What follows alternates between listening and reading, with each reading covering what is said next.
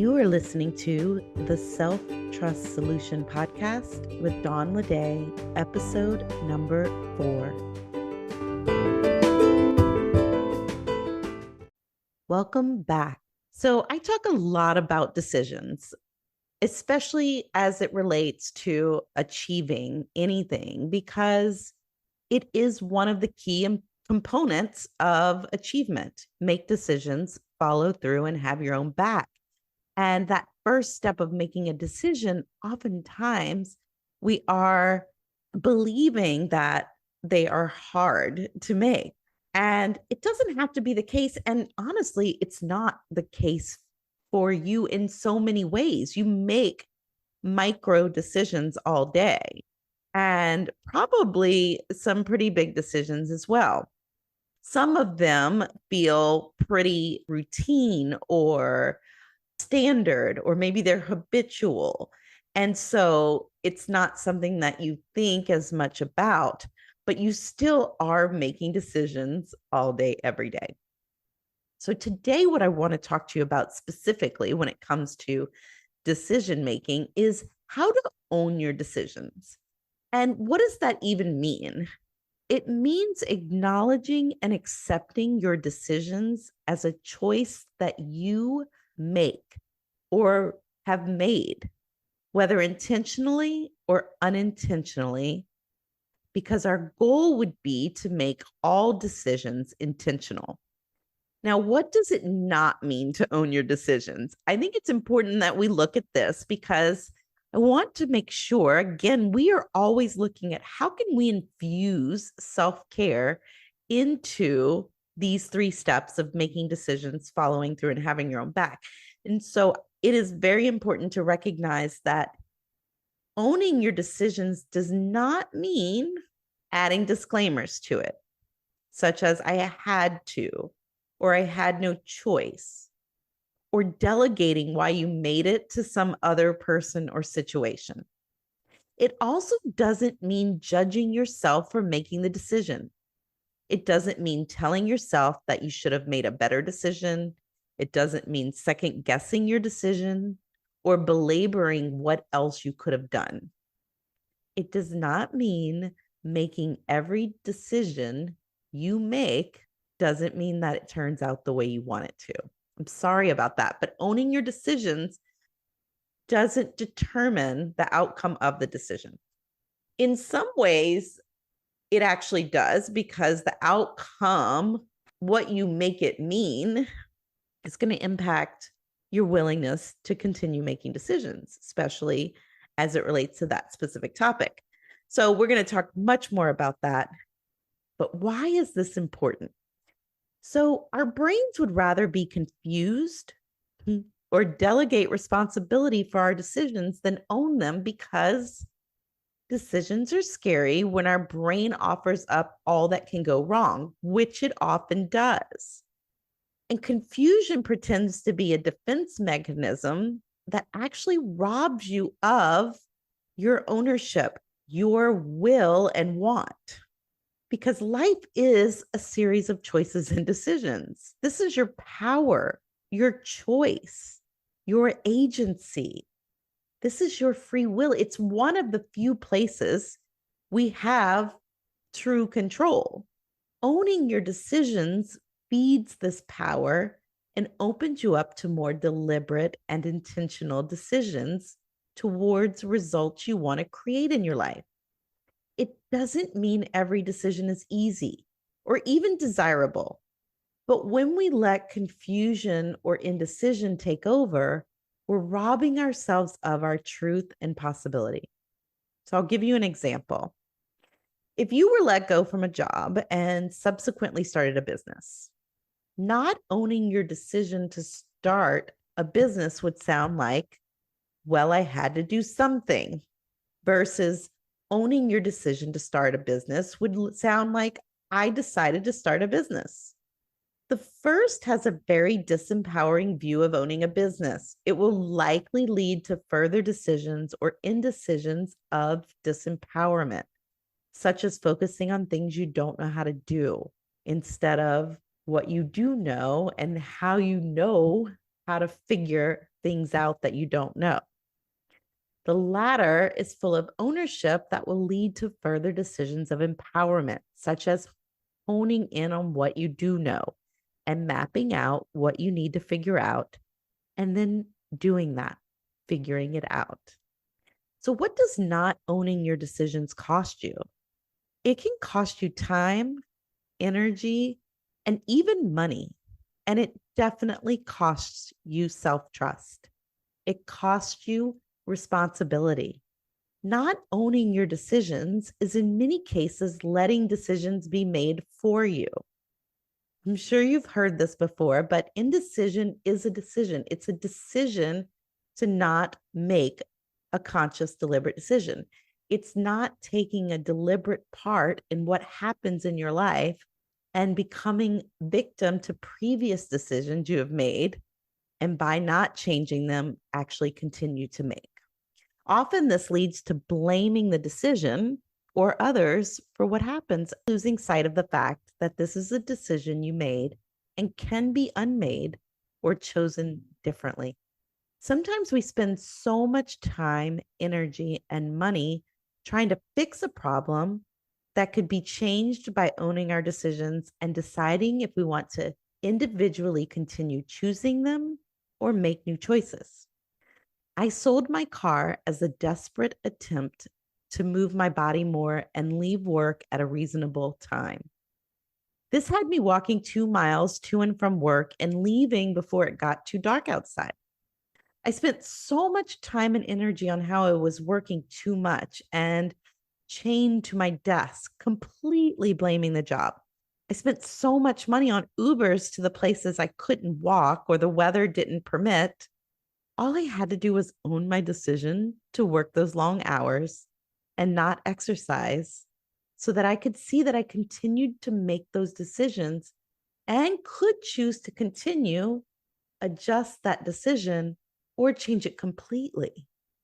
What does owning your decisions get you?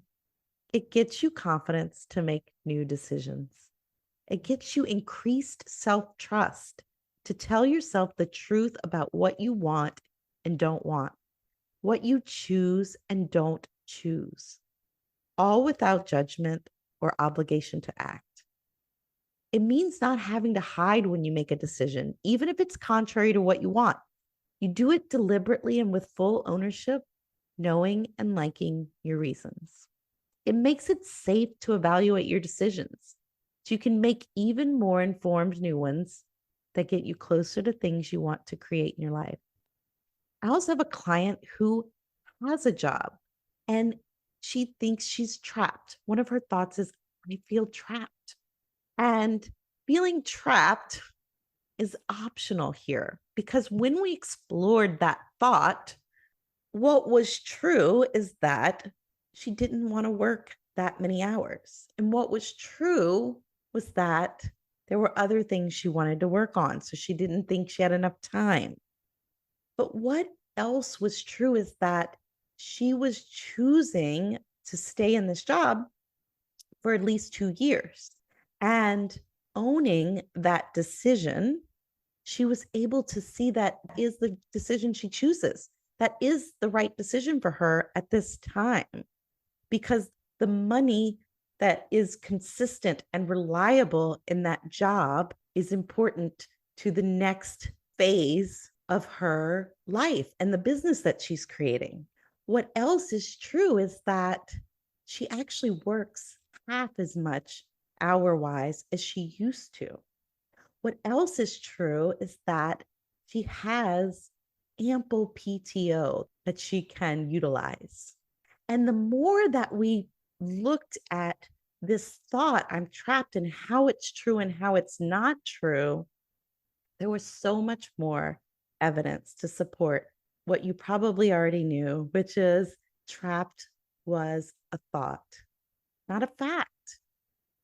And knowing that she was deliberately choosing and then owning that decision to stay for 2 more years, she could allow herself to enjoy those 2 years instead of telling herself that she's trapped. She never has to second guess that decision again. Now, she absolutely can But at this point, she can always remind herself that this is what I chose at this moment. So I mentioned not owning my own decisions and specifically how it related to getting rid of my car to move more, taking that drastic choice, which is what can happen when we're not owning our decisions and really looking clearly. We can make some rash choices that don't speak to the true root of what's going on. So that was evident in so many places of my work and life during that time. And how it presented for me was I was focused on what I was doing and what other people weren't doing, losing complete sight of the truth that I was choosing this. And I was becoming a victim of my own choices because I wasn't owning them. And I kept choosing these decisions over and over again. Each time I went to work, each time I worked more hours than I needed to, each time I left at a ridiculous hour, each time I got involved in something that wasn't mine to deal with. And maybe this sounds familiar to you, whether in your personal or your work life. So often we forget we are choosing because maybe we forgot that we chose it, or maybe it's painful to admit, or maybe you don't believe you can choose differently. This too is a choice, and it's so normal. Our brains tell us it's dangerous to own it because it will mean something about you, or you don't know what to do, or it's better to stay with what you know. And this is simply not true. You can own your choices and you don't have to, but not choosing is twice disempowering. First, by not owning your choice, and second, by not giving yourself the chance to choose differently if you want. The truth is, sometimes we make decisions and they work out, and sometimes we make decisions and they don't. Sometimes they work out better than we planned, sometimes they don't. But this is true whether we own them or not. The benefit of owning your decisions is standing in full honesty and agency of you and your glorious power to decide. So I want to give you 5 ways that you can own your decisions. The first one is to acknowledge it. Acknowledge that it's a decision that you made without adding any layers to it or blame or reasons why you felt like you had to. Just acknowledge that you made the decision. That's step number one. The second is to remind yourself why you made it. Was it the best decision that you could make at that time based on the information you had, based on who you were at the time of making it, based on the resources or information that you had available to you? If the answer is yes, own that, accept it. If the answer is no, why? What is it that made it not a good choice based on what you knew at the time, who you were, and what you had access to? That will lead you to the third way to own your decisions. Not judge, but to evaluate. So leave the judgment aside and instead evaluate what this decision has resulted in. What has it led to? Be curious. Look at what worked about it, what didn't work about it. What would you do differently? And then step number 4, take what's useful and leave the rest. Take only what you can use out of that evaluation of what worked, what didn't, and what you would do differently, and leave everything else behind. And then the 5th way is to make the next best decision, to give yourself permission to keep making new decisions based on the information that you have, who you want to be, the goals that you want to reach for, the impact you want to make, and keep going. The whole while not making any of it mean anything about you personally, except that you are a person who makes decisions and moves forward towards the things you want to achieve in life. This is how we own our decisions. Not owning your decisions is equivalent to becoming a victim of them and robbing you of your power. It's not always comfortable, but neither is feeling stuck or confused or a victim of your own decisions. So I have this bonus of 3 facts about decisions that may just make making them easier for you. One is to remember that everything is optional. You don't have to do anything. In most cases, we really want to, or we can stop if we just gave ourselves permission. One example is electricity. If you're telling yourself you have to pay your electric bill, the truth is you really don't. But you want to because you love the convenience of electricity. You love what electricity can give you. The second fact is that there are no right or wrong decisions. We decide what is right and wrong and can change our minds about it. Right or wrong usually means desired or undesired outcome. But what if either way you will be okay? What if either way you learn and it informs your next decision? The third fact is the more decisions you consciously make, the better you get at making decisions. And since you make decisions all day, every day that impact your lives and those of the people you serve, this is a really good thing to get good at. So go make more decisions and own them along the way. And the way you're going to do that is to acknowledge that you are making it freely with the best information that you have at the moment. You're going to remind yourself why you're making the decision. When your brain wants to offer you questions and second guessing, just answer it by reminding yourself why you made the decision. Then you're going to not judge it. You will evaluate instead. What worked? What didn't work? What would you do differently?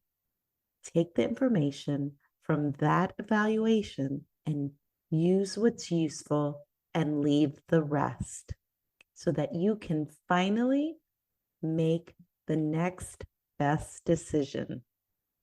This is how we own our decisions. And you got a sneak peek on how. We're going to talk a lot more about the process of making decisions as we move forward. See you next week.